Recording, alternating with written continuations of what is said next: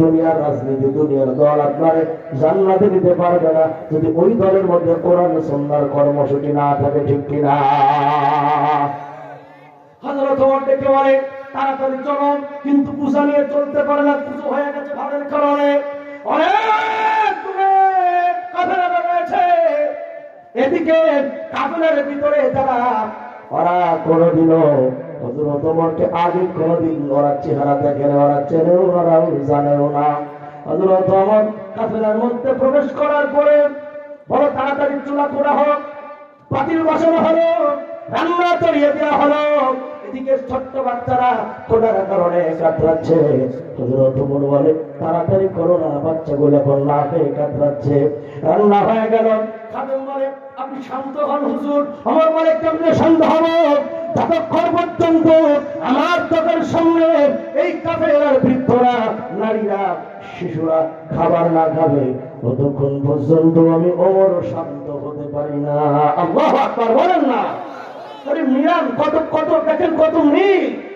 যাদের কাছে কোরআন থাকে তারা জনগণ না খাওয়ানো পর্যন্ত শান্ত হয় না, আর যেই দলের মধ্যে কোরআনের কর্মসূচি নাই ওরা জনগণের না খাওয়া পর্যন্ত শান্ত হয় না।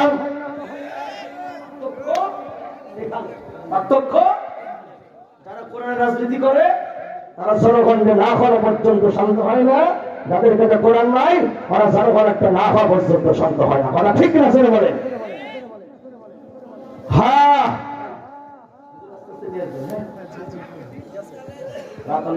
মানুষ তো অনেক সুন্দর রাস্তা করে বাইরে নিয়ে আসেন। হ্যাঁ ভাইরা, কান খাড়া করেন। হযরত ওমর কয়, যতক্ষণ কাফেলার লোক না খাবে আমি ঠান্ডা হব না।